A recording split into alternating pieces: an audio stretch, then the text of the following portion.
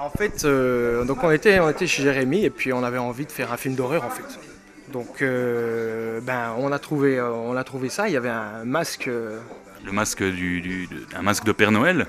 Alors en fait, ce masque à la base, ouais, il servait à faire le Père Noël pour les enfants. Puis on s'est aperçu dans ma famille qu'en fait, ça les faisait plutôt pleurer ce masque. C'est vrai que le masque en lui-même, c'est à la base un masque de Père Noël, mais si tu mets pas la barbe du fond, il a des cernes, c'est quand même un masque qui fout les boules. Puis tout de suite, en le mettant, on s'est dit ça ferait un bon masque de film d'horreur. Mais dès le début, on voulait déjà faire un truc horreur, mais rigolo quand même. On voulait rester dans l'humour, dans le burlesque. Ouais, justement, dans Jack is Back, dans tous les Jack is Back, on sent bien le second degré, cette volonté un peu de pousser le jeu des acteurs, de faire des trucs un peu gros. C'est quoi vos influences cinématographiques? Bon, alors là, il y en a plein, mais disons qu'on aime bien tout ce qui est poussé, tout ce qui est un peu grotesque, on aime bien tout ce qui est un peu nanar, quand c'est sur le fil, quand c'est sérieux, et puis que l'instant d'après, ça bascule dans le n'importe quoi en fait, et puis les acteurs qui surjouent, les effets spéciaux mal faits, tout ce genre de trucs, ça nous a toujours fait bien marrer. Ouais, tout ce qui est nanar, comme dit Stéphane, tout ce qui est grotesque.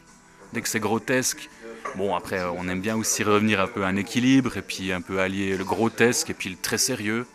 Hein, on n'hésite pas des fois à faire des scènes un peu gore sans rire. Mais il faut toujours se détendre et ça je pense pas qu'on arrive une fois à faire des trucs trop sérieux. En tout cas tout ce qu'on a essayé de faire jusqu'à maintenant, ça prête à rire un peu. Si vous aviez un film à citer comme ça qui vous viendrait à l'idée, qui vous aurait donné envie de faire Jack en voyant ce film, ça serait lequel? À l'époque de Jack, j'avais regardé La Cité de la Peur des Nuls. Et ça m'avait donné envie de faire du grotesque. Et pendant toute cette période, on regardait Predator bien une fois par semaine, pendant des années.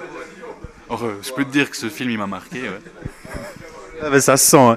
Hein. Si on parle plus précisément du personnage Jack, c'est qui Jack? D'où est-ce qu'il vient? On ne sait pas grand-chose de lui. Pourquoi il a comme ça la haine?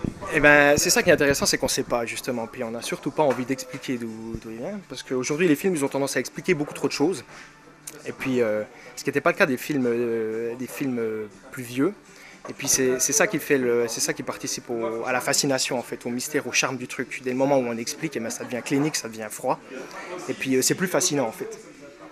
Donc là c'est un mec qui se balade dans la forêt, voilà, il fait 2 mètres de haut, il a une touffe blanche un peu comme Einstein, et puis il est complètement taré. Il arrive, il te bute, et puis il aime ça, il se fend la gueule. On a commencé à 12 ans, on a fait 4 épisodes, des épisodes de 5 minutes. On les a étendus, juste 12, 13, 14 ans. Après on a arrêté une petite période, on a recommencé en 2004. On a fait de nouveau 4 épisodes, toujours des courts-métrages. Là les 4 derniers, donc le Jack 5, 6, 7, 8, ceux-là ils sont sur internet, c'est des courts-métrages.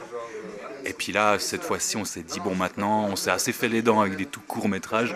On va se lancer dans une grosse histoire avec Jack, faire un long truc. Et on savait pas du tout en aller au début. Hein. On a peut-être un peu sous-estimé la charge de travail, mais on a appris énormément de choses. Les courts métrages, c'est vite tourné.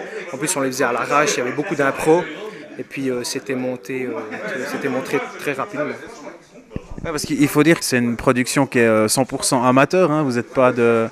C'est pas votre métier à la base, puis même les acteurs que vous prenez dans vos films sont aussi 100% amateurs. Je crois même que c'est vous qui faites la propre musique, la propre BO de vos films. Hein.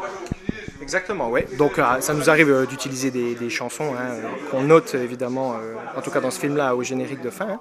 Mais dans le film, là, à 90% c'est nous qui avons entièrement composé la musique, moi puis Jérémy. Ouais. C'est la première fois, si on a vu un peu les autres épisodes, que Jack c'est la proie et non le chasseur. Est-ce que ça sent pas un peu le sapin pour Jack? Eh ben, disons que c'est pas la première fois que Jack est confronté à un adversaire capable de lui résister en fait. Bon, c'est dans les tout premiers justement films qu'on a fait quand on avait 12-13 ans. Donc il avait été déjà dans le pétrin, Jack, il est même déjà mort une fois en fait. Une fois, hein, c'était d'ailleurs Pepperoni qui l'avait tué. Pepperoni c'était un dinosaure, un petit dinosaure qui tient dans la main. En plastique. Et Jack lui a fait un peu trop confiance. Voilà, Jack a une seule fois fait confiance à quelqu'un dans sa vie, ça lui a porté préjudice. Il est de retour, après il est toujours un petit peu plus aigri, violent. Le concept c'est qu'il est tout le temps de retour. Puis si toi tu sais pas pourquoi il est de retour, lui il le sait. Même si comme il est déjà mort par le passé, comme je l'ai dit, mais il s'en fout, il est de retour tout le temps, voilà c'est ça.